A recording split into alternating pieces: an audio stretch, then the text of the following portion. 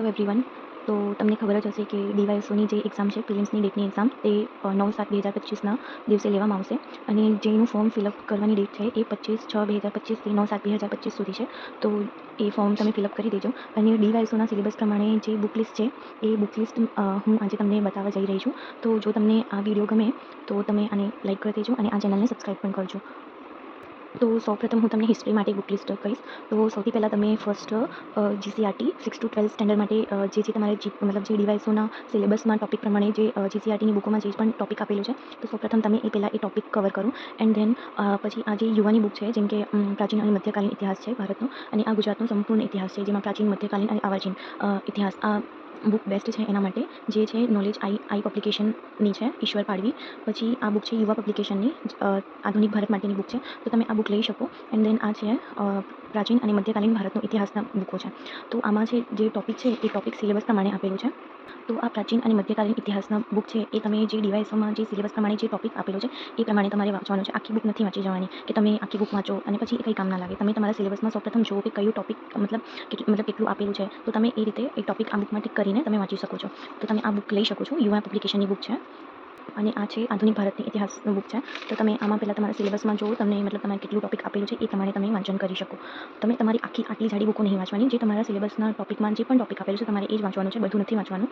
ને પછી આ ઈશ્વર પાડવીની બુક છે, ઈશ્વર પાડવીની. તો આ તમે ગુજરાતનો સંપૂર્ણ ઇતિહાસની બુક છે, તમે આ પણ લઈ શકો છો. આ પણ બુક બેસ્ટ છે ગુજરાતનો સંપૂર્ણ ઇતિહાસ માટે. સેમ તમારે આ ગુજરાતનો સાંસ્કૃતિક વારસાની બુકો છે અને આ છે ભારત અને ગુજરાતનો સાંસ્કૃતિક વારસો. તો તમે આ બેમાંથી કોઈ પણ એક બુક લઈ શકો છો. તમે આ બુક માટે ફાયદા શું છે કે તમે આમાં જીસીઆરટી અને એનસીઆરટી પ્રમાણે બધી જ મતલબ જેટલા પણ ટોપિક તમારા સિલેબસમાં આપેલું છે, ન્યૂ સિલેબસ પ્રમાણે, એ બધા જ ટોપિકનો સમાવેશ આમાં થઈ શકે છે. તો તમે આ બુક લઈ શકો છો. પછી પોલિટી માટે કઈ બુક વાંચવાની, તો આ પણ યુવા પબ્લિકેશનની બુક છે. તો તમે આમાં મોસ્ટલી મતલબ જે તમે જે યુપીએસસીવાળા હોય, જેમ કે એ લોકો લક્ષ્મીકાંત વાંચતા હોય, એ લક્ષ્મીકાંતનું જ મતલબ ટ્રાન્સલેશન જ છે આમાં. તો તમે આમાં મતલબ પ્રાથમિક પરીક્ષા અને મુખ્ય પરીક્ષા બંને માટે મતલબ જે તમારા સિલેબસ પ્રમાણે ટોપિક હોય એ ટોપિક તમે આમાં ટિક કરો અને પછી જ વાંચન કરો. તમારે આખી બુક નથી વાંચવાની. ને તમે બેઝિક મતલબ તમારે પહેલાં સૌપ્રથમ બેઝિક ક્લિયર કરવી હોય તો એક શહેજાદ કાઝીની બુક આવે છે. તો સૌપ્રથમ તમને આમાં ખબર ના પડે તો તમે પહેલાં એ બુક વાંચી શકો છો. શહેજાદ કાઝીની બુક છે. અને ઇકોનોમિક માટે સૌપ્રથમ તમે તમારા બેઝિક ક્લિયર કરો. જે તમારા બેઝિક છે ભારતીય અર્થતંત્ર માટે, એ તમે જીસીઆરટી 11-12ની જીસીઆરટીમાંથી સૌપ્રથમ મતલબ ક્લિયર કરો કે તમારા બેઝિક પહેલાં ક્લિયર થશે તો તમને આ બુકમાં ખબર પડે. બાકી તમારા જો એકદમ બેઝિક લેવલની વાંચવું હોય તો તમે આ બુક લઈ શકો છો. આ છે ડૉક્ટર વિકલ્પ કોટવાલની બુક, સંવિધાન પબ્લિકેશનની છે. તો આમાં બધું બેઝિક લેવલનું જ આપેલું છે. તો સૌપ્રથમ તમે પહેલાં આ બુક વાંચો ટોપિક પ્રમાણે, પછી આ બુક તમે વાંચી શકો છો. તમારા પંચવર્ષીય યોજનાઓ વિશે મતલબ બધું જ આમાં આપેલું છે. તો તમારે બીજી બુકો પર નહીં જવું પડે, તમે એક જ બુકમાંથી બધું જ કવર કરી શકો છો. અને સાયન્સ એન્ડ ટેક માટે આ પણ યુવા પબ્લિકેશનની બુક છે. આમાં પણ બધું જ આપેલું છે. તમારે જે ડીવાયએસઓની ટોપિકમાં જે પણ સિલેબસ પ્રમાણે જે પણ ટોપિક આપેલું હોય એ ટોપિક ટિક કરીને તમે વાંચી શકો છો. તો આ છે એ તમારા ટોપિક વાઇઝ બધું જ આમાં આપેલું છે. તો તમે ટોપિક પ્રમાણે કરજો. ને હમણાં પણ હું તમને કહું છું કે બધું જ નથી વાંચવાનું.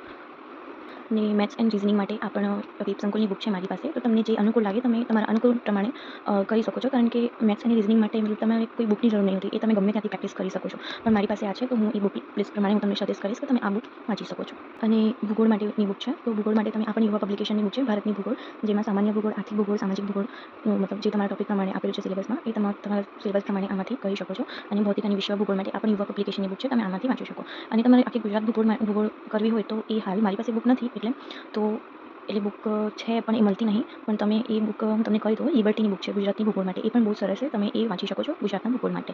એમાં પણ બધા જ ટોપિક કવર કરેલું છે.